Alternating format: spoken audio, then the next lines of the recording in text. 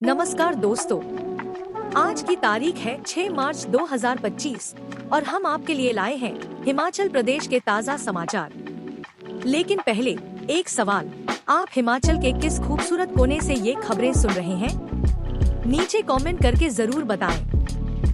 अब थोड़ी सी गंभीरता के साथ, अगर आप हिमाचल के विकास, पर्यटन और सामाजिक क्षेत्र की हर छोटी बड़ी खबर से अपडेट रहना चाहते हैं, तो हमारे चैनल को सब्सक्राइब करें। समाचार नंबर 1, हिमाचल प्रदेश के शहरों में अब एलपीजी की जगह पीएनजी। समाचार नंबर 2, मंडी शिवरात्रि 2025, मंडी अंतर्राष्ट्रीय शिवरात्रि में धरती पर उतरा स्वर्ग। समाचार नंबर 3, फूलगोभी का सैंपल फेल, रसायनों के अत्यधिक इस्तेमाल से खाने लायक नहीं रही सब्जी। समाचार नंबर 4, इंटरस्टेट बस रूटों पर बैठक टली, एचआरटीसी के इंटरस्टेट रूट्स को लेकर है विवाद। समाचार नंबर 5, हिमाचल में कांग्रेस के प्रदेशाध्यक्ष समेत संगठन के गठन पर जल्द लग सकती है मुहर। समाचार नंबर 6, 3 नशेड़ी युवकों को बनाया मुर्गा, ग्रामीणों ने हेरोइन सेवन के आरोप में दबोचे एक सरकारी अधिकारी का बेटा। समाचार नंबर 7, हिमाचल प्रदेश के पहले डीजीपी का निधन, 1958 बैच के आईपीएस अफसर थे आईवी नेगी। समाचार नंबर 8, नशे के खिलाफ भाजपा का अभियान, प्रदेश और जिला स्तर पर समितियां। समाचार नंबर 9, आज बिलासपुर पहुंचेंगे नड्डा। समाचार नंबर 1, हिमाचल प्रदेश के शहरों में अब एलपीजी की जगह पीएनजी। हिमाचल प्रदेश के शहरी क्षेत्रों में अब एलपीजी सिलेंडर की जगह पीएनजी ईंधन मुहैया करवाया जाएगा। इसके लिए प्रदेश के अधिकतर बड़े शहरों का सर्वे कर प्लान तैयार किया जा रहा है। अकेले कांगड़ा व चंबा जिला के ही 6 शहरों को नई सुविधा देने के लिए चुना गया है, जहां पाइप के जरिए लोगों के किचन तक पीएनजी पहुंचाई जाएगी। जानकारी के अनुसार पहले चरण में यह सुविधा कांगड़ा जिला के देहरा, ज्वालामुखी, कांगड़ा, पालमपुर और धर्मशाला में शुरू की जाएगी। इसके अलावा चंबा में भी पीएनजी सप्लाई की सुविधा शुरू की जाएगी। कांगड़ा के देहरा में पाइपलाइन बिछाने का काम जारी हो चुका है। पीएनजी यानी पाइप्ड नेचुरल गैस को पाइप के जरिए सीधे लोगों के किचन तक पहुंचाया जाएगा। इसका यह फायदा होगा कि लोगों को एलपीजी सिलेंडर भरवाने के लिए जद्दोजहद नहीं करनी पड़ेगी, क्योंकि पीएनजी की आपूर्ति 24 घंटे उपलब्ध रहेगी। पीएनजी की आपूर्ति पाइपलाइन के जरिए की जाती है, इसलिए इसमें सिलेंडर की जरूरत नहीं होती है। पीएनजी की आपूर्ति और मीटरिंग बिजली की तरह ही की जाती है, यानी आप जितना ईंधन खर्च करेंगे उतना ही बिल चुकाना पड़ेगा। बता दें कि पाइप्ड नेचुरल गैस यानी पीएनजी प्राकृतिक गैस का एक रूप है। पीएनजी को हल्के स्टील और मीडियम डेंसिटी पॉलीथिलीन पाइप के जरिए घरों, कारोबार और उद्योगों में सप्लाई किया जाता है। पीएनजी सीएनजी के समान है, लेकिन घरेलू इस्तेमाल के लिए इसकी आपूर्ति पाइपलाइन के जरिए की जाती है। एलपीजी की तुलना में सस्ती और सुरक्षित। हमेशा में इस्तेमाल होने वाली एलपीजी के मुकाबले पीएनजी ज्यादा सेफ है। पीएनजी लीकेज होने पर आग लगने की आशंका कम रहती है।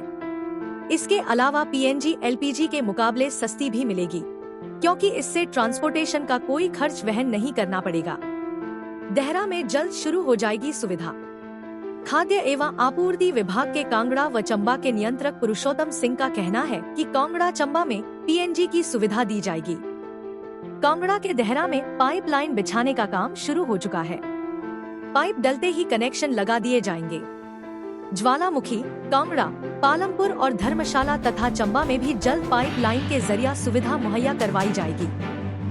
समाचार नंबर 2, मंडी शिवरात्रि 2025, मंडी अंतर्राष्ट्रीय शिवरात्रि में धरती पर उतरा स्वर्ग। देव आस्था से परिपूर्ण 7 दिनों तक आयोजित देव महाकुंभ अंतर्राष्ट्रीय शिवरात्रि महोत्सव मंडी 2025 बुधवार को संपन्न हो गया। बुधवार को राजमाधव की अंतिम शाही जलेब निकाली गई। महोत्सव में मंडी जिला के सराज, डंगरक, सदर, बल और अन्य क्षेत्रों से आए 350 से अधिक देवी देवता 7 दिनों तक प्रशासन और छोटी काशी के मेहमान रहे। महोत्सव में 50,000 से अधिक देवलुओं और लाखों लोगों ने पहुंचकर देव महाकुंभ में डुबकी लगाई। इस महापर्व के अंतिम दिन में प्रदेश के राज्यपाल शिव प्रताप शुक्ल और नेता प्रतिपक्ष जयराम ठाकुर ने देवी देवताओं के संग शिरकत की। अंतिम जलेब में भी छोटी काशी के भगवान राजमाधव अपनी पालकी में सवार होकर निकले। शाही जलेब के बाद पड्डल मैदान में आयोजित कार्यक्रम में राज्यपाल ने अंतर्राष्ट्रीय शिवरात्रि महोत्सव का विधिवत समापन किया। महोत्सव में 216 देवी देवताओं में 192 देवी देवता पहुँचे, लेकिन 150 के करीब पहुँचे अन्य देवी देवताओं ने महोत्सव की रौनक और बढ़ा दिया। कुल्लू से आए देवता अनंत बालूनाग और देवता खुड्डी जहल भी शिवरात्रि महोत्सव की रौनक रहे। सांस्कृतिक संध्याओं को भी इस बार अंतर्राष्ट्रीय स्तर का दर्जा मिला। HDM हजारों भक्तों ने भरी हाजिरी। अंतर्राष्ट्रीय शिवरात्रि महोत्सव में इस बार बहुत अधिक भीड़ देखी गई।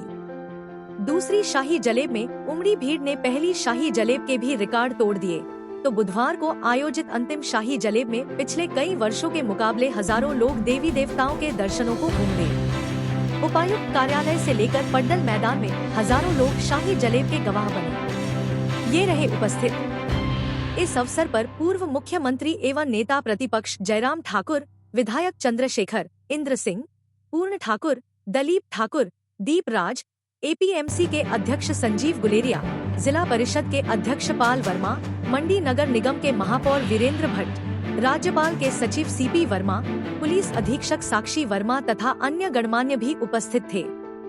वापस लौटे देवी देवता। देवी देवता छोटी काशी से अब अपने अपने मंदिरों के लिए रवाना हो गए हैं। देवी देवताओं ने एक दूसरे मिलकर शिवरात्रि महोत्सव से विदाई ली, हजारों भक्तों को आशीर्वाद दिया। शिवरात्रि महोत्सव प्रदेश की समृद्ध विरासत और परंपराओं का प्रतीक। राज्यपाल शिव प्रताप शुक्ल ने मंडी में अंतर्राष्ट्रीय शिवरात्रि महोत्सव के समापन समारोह की अध्यक्षता की और उन्होंने महोत्सव के सांस्कृतिक और आध्यात्मिक महत्व पर प्रकाश डाला। इस अवसर पर लेडी गवर्नर जानकी शुक्ला भी उपस्थित रही। राज्यपाल ने कहा कि यह महोत्सव हिमाचल प्रदेश की समृद्ध विरासत, आस्था और परंपराओं को प्रतिबिंबित करता है। उन्होंने कहा कि शिवरात्रि केवल एक त्योहार नहीं है, बल्कि यह आस्थाएं, तपस्या और भक्ति का प्रतीक भी है। भगवान शिव सृजन और विनाश दोनों के प्रतीक हैं। 15,000 इनाम। रस्साकशी स्पर्धा के फाइनल मैच की विजेता टीम महिला मंडल चचोट को राज्यपाल ने 15,000 का नकद पुरस्कार प्रदान कर सम्मानित किया। समाचार नंबर 3। फूलगोभी का सैंपल फेल, रसायनों के अत्यधिक इस्तेमाल से खाने लायक नहीं रही सब्जी। नगर निगम हमीरपुर के तहत शहर से लिया गया फूलगोभी का सैंपल फेल हो गया है। लैब परीक्षण के बाद इसे अनसेफ की श्रेणी में शामिल किया गया है। लैब परीक्षण में पाया गया कि फूलगोभी पर रसायन का इस्तेमाल तय मानक से कहीं अधिक किया गया है। ऐसे में अब जिला खाद्य सुरक्षा विभाग फूलगोभी के लीगल सैंपल भरेगा। क्वालिटी चेक के लिए सैंपल भरे जाएंगे तथा जांच के लिए कंडाघाट लैब भेजे जाएंगे। यदि उनमें से कोई सैंपल फेल होता है तो विभाग फूलगोभी का उत्पादन करने वालों तथा विक्रेताओं पर शिकंजा कसेगा। कानूनी प्रक्रिया का सहारा लेकर कार्रवाई की जाएगी। इससे पहले सब्जी मंडी हमीरपुर से लिया गया फूलगोभी का सैंपल भी फेल हो चुका है। उसके बाद जिला खाद्य सुरक्षा विभाग अन्य सब्जियों के भी सैंपल भर रहा है। जानकारी के मुताबिक 2 महीने पहले जिला खाद्य सुरक्षा विभाग ने हमीरपुर शहर का विजिट कर फूलगोभी का सैंपल भरा था। फेल हुए सैंपल में हेक्साकोनाजोल की मात्रा अधिक पाई गई है। बताया जा रहा है कि इसका इस्तेमाल 10 पार्ट्स पर बिलियन तक ही किया जा सकता है। हालांकि फूलगोभी पर 14.21 पार्ट्स पर बिलियन रसायन पाया गया है। इस कारण फूलगोभी के सैंपल को असुरक्षित श्रेणी में शामिल किया गया है। यानी रसायन का इतना स्प्रे मानव स्वास्थ्य के लिए घातक है। पहले भी रसायन का अधिक प्रयोग पाया गया था, जिस कारण सैंपल फेल हो गया था। अब फिर गोभी का सैंपल फेल हो जाने की वजह से गोभी की गुणवत्ता सवालों के घेरे में आ गई है। सूत्रों की माने तो यह फूलगोभी बाहरी राज्य से आई थी। जिला खाद्य सुरक्षा विभाग हमीरपुर के असिस्टेंट कमिश्नर अनिल शर्मा ने कहा कि फूलगोभी का एक सैंपल फेल पाया गया है। करीब 2 महीने पहले हमीरपुर से गोभी का सैंपल लिया गया था। इसमें रसायन की मात्रा अधिक पाई गई है। विभाग की तरफ से अब लीग सैंपल भरे जाएंगे। समाचार नंबर 4। इंटरस्टेट बस रूटों पर बैठक टली। HRTC के इंटरस्टेट रूट्स को लेकर है विवाद। हिमाचल और पंजाब के बीच चल रहे बस रूट परमिट का विवाद अभी थमा नहीं है। बुधवार को इस संबंध में दोनों राज्यों की बैठक रखी गई थी, मगर किन्हीं कारणों से वह बैठक टल गई। अब इस बैठक की नई तारीख पंजाब सरकार का परिवहन विभाग तय करेगा। यह बैठक चंडीगढ़ में होनी है, जिसमें अंतर्राज्यीय बस रूटों से जुड़ा विवाद हल होना है। हिमाचल व पंजाब के बीच अंतर्राज्यीय रूट परमिट का फिलहाल चल रहा है, जिसमें एचआरटीसी व पीआरटीसी की बसों को लेकर विवाद है। हिमाचल के अधिकारियों की व्यस्तता के चलते बैठक नहीं हो पाई है। बैठक न होने से विवाद का हल नहीं निकल पा रहा है। परिवहन विभाग ने हिमाचल प्रदेश पथ परिवहन निगम से कुछ और जानकारी मांगी है। यह जानकारी आने के बाद विभाग पूरी तैयारी के साथ बैठक में जाएगा। इससे पहले आयोजित बैठक में दोनों राज्यों के अधिकारियों ने अपने अपने तर्क दिए थे। इसमें निर्णय लिया था कि दोनों ही राज्यों के अधिकारी संयुक्त कमेटी के साथ रूटों की दूरी को लेकर अपना डाटा साझा करेंगे, ताकि उसे सत्यापित किया जा सके। पंजाब परिवहन विभाग के अधिकारियों का कहना है कि हिमाचल सरकार के साथ जो समझौता हुआ है, उसकी अवहेलना हो रही है। निर्धारित किलोमीटर से ज्यादा हिमाचल की बसें पंजाब में चल रही हैं। एचआरटीसी की बसों के अलावा निजी बसों की भी संख्या काफी अधिक है। हिमाचल के अधिकारी इन आरोपों को नकार रहे हैं। उनका तर्क है कि समझौते के अनुसार ही बसों को चलाया जा रहा है। डीसी नेगी, निदेशक परिवहन विभाग ने बताया कि अभी कुछ डाटा भी कलेक्ट हो रहा है और जो बैठक रखी गई थी वो फिलहाल नहीं हो पाई है। इसके लिए नई तारीख पंजाब ने तय करनी है। संयुक्त कमेटी इस मामले के समाधान के लिए गठित की है, जो पूरा आकलन करके चर्चा करेगी। समाचार नंबर 5। हिमाचल में कांग्रेस के प्रदेशाध्यक्ष समेत संगठन के गठन पर जल्द लग सकती है मुहर। हिमाचल में कांग्रेस के प्रदेशाध्यक्ष समेत संगठन के गठन पर जल्द ही मुहर लग सकती है। हिमाचल प्रभारी रजनी पाटिल ने दिल्ली पहुंचने के बाद रिपोर्ट राष्ट्रीय अध्यक्ष मल्लिकार्जुन खड़गे और महासचिव केसी वेणुगोपाल को सौंप दी है। इस रिपोर्ट में हिमाचल के नेताओं से करीब 2.5 दिन हुई चर्चा से उजागर सभी पहलू शामिल हैं। कांग्रेस हाईकमान ने इस रिपोर्ट के आधार पर हिमाचल में कांग्रेस संगठन का प्रारूप तय कर लिया है। रिपोर्ट में सरकार से अलग अलग जिलों के कद्दावर नेताओं का पक्ष भी शामिल है, जबकि मुख्यमंत्री सुखविंदर सिंह सुक्खू की राय और प्रदेशाध्यक्ष प्रतिभा सिंह की सलाह को भी इसमें शामिल किया गया है। हिमाचल में कांग्रेस संगठन के गठन का जो प्रारूप रिपोर्ट में बनाया गया है, उसमें युवाओं और बुजुर्ग दोनों नेताओं को जगह देने की पैरवी समेत महिलाओं को भी आगे लाने का सुझाव शामिल है। एक पक्ष ने कांग्रेस संगठन में महिला को ही प्रदेशाध्यक्ष का दायित्व सौंपने की पैरवी की है, जबकि दूसरा पक्ष अनुभवी नेताओं के सहारे आगामी विधानसभा चुनाव की तैयारी के उद्देश्य से पदाधिकारियों की ताजपोशी की पैरवी कर रहा है। इन दोनों के बीच एक जमात ऐसे नेताओं की अलग हो गई है जो विधानसभा चुनाव हार चुके हैं, लेकिन उनके नाम बड़े हैं और हाईकमान में उनकी पहुंच भी ठीक ठाक है। ये नेता अगले विधानसभा चुनाव से पहले खुद के लिए ऑक्सीजन का रास्ता तलाश रहे हैं। ऐसे में संगठन के गठन के बहाने उन्हें ओहदे मिलते हैं तो भविष्य में सक्रिय राजनीति में इन नेताओं की एंट्री हो जाएगी और राज्य सरकार के आगामी 3 साल के कार्यकाल में वे दोबारा अपने लिए जमीन तैयार कर पाएंगे। गौरतलब है कि हिमाचल प्रभारी रजनी पाटिल 28 फरवरी को शिमला पहुंच गई थीं और इसके बाद उन्होंने कांग्रेस को 3 श्रेणियों में बांटकर मीटिंग ली। इसमें अग्रणी संगठन, पूर्व मंत्री, प्रदेशाध्यक्ष और विधानसभा अध्यक्ष रहे नेताओं के अलावा मुख्यमंत्री सुखविंदर सिंह सुक्खू, उप मुख्यमंत्री मुकेश अग्निहोत्री और प्रदेशाध्यक्ष प्रतिभा सिंह समेत सभी मंत्रियों से भी मीटिंग की है। इसके बाद रजनी पाटिल ने प्रतिभा सिंह से होली लॉज और मुख्यमंत्री सुक्खू से ओकोबर में भी पहुंचकर संगठन के भविष्य की संभावनाएं तलाशी हैं। रजनी पाटिल ने उनके इस दौरे के ठीक 15 दिन बाद संगठन के गठन समेत प्रदेशाध्यक्ष को लेकर चल रहे सस्पेंस के खत्म होने का इशारा किया था।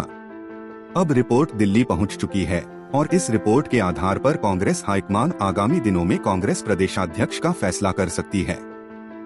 प्रदेशाध्यक्ष के पद पर सबकी नजर। कांग्रेस प्रदेशाध्यक्ष पार्टी में अहम ओहदा है और यही बड़ी वजह है जो इस पद पर खुद या किसी खास को बैठाने की रणनीति इस समय पार्टी के भीतर चल रही है। उधर महिला को ही प्रदेश अध्यक्ष बनाने की सिफारिश पर इसलिए भी सवाल उठ रहे हैं क्योंकि हिमाचल में कांग्रेस ने प्रभारी के तौर पर एक महिला को ही जिम्मेदारी सौंपी है। ऐसे में 2 महिलाएं प्रदेश में कांग्रेस का संगठन चलाएंगी तो ऐसे में कांग्रेस के पुराने और कद्दावर नेता कितना संगठन से जुड़ पाएंगे, यह भी बड़ा सवाल है। इसके अलावा एक व्यक्ति एक पद के फार्मूले पर प्रदेशाध्यक्ष तय होता है तो इसमें मौजूदा विधायक या मंत्री खुद व खुद रेस से बाहर हो जाएंगे। समाचार नंबर 6। 3 नशेड़ी युवकों को बनाया मुर्गा, ग्रामीणों ने हेरोइन सेवन के आरोप में दबोचे एक सरकारी अधिकारी का बेटा। हिमाचल प्रदेश में हेरोइन के सेवन से आए दिन युवाओं की मौत के मामले सामने आ रहे हैं, तो वहीं कई परिवार भी इससे बर्बाद हो रहे हैं। ऐसे में कई इलाकों में अब ग्रामीणों ने खुद ही नशा मुक्ति अभियान चलाया है। इसी कड़ी में जिला कुल्लू के रायसन में भी एक गाड़ी में हेरोइन के सेवन के आरोप में ग्रामीणों ने 3 युवकों को मौके पर धर दबोचा और उन्हें मुर्गा भी बनाया। इस दौरान जब युवकों से पूछताछ की गई, तो इनमें एक सरकारी अधिकारी का बेटा भी पाया गया। ऐसे में ग्रामीणों द्वारा तीनों युवकों से पूछताछ का वीडियो भी सोशल मीडिया में खूब वायरल हो रहा है। सोशल मीडिया में वायरल वीडियो के अनुसार ग्रामीणों द्वारा युवकों की गाड़ी की भी तलाशी ली गई और उसमें फाइल पेपर भी पाया गया।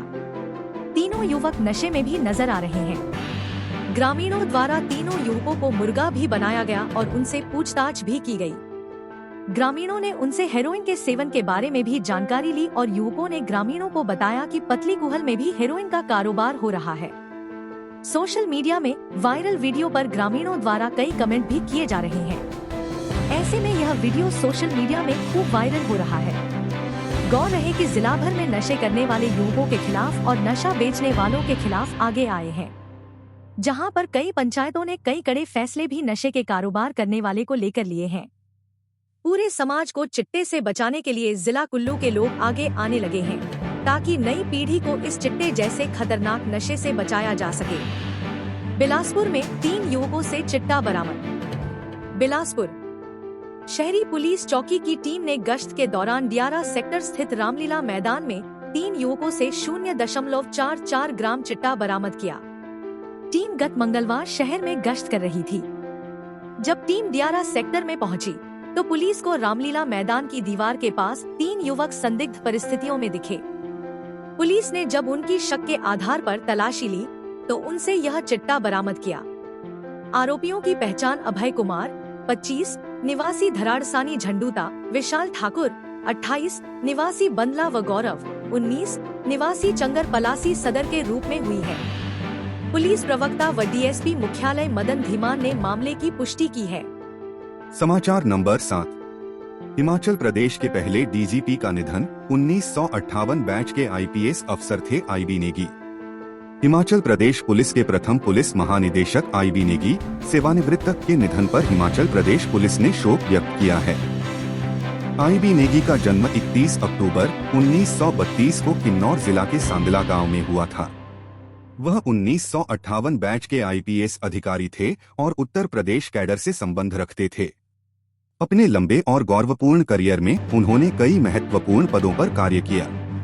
आईबी नेगी ने उत्तर प्रदेश में राज्यपाल के एडीसी के रूप में सेवाएं दी और नैनीताल व लखीमपुर खीरी में पुलिस अधीक्षक के रूप में कार्य किया।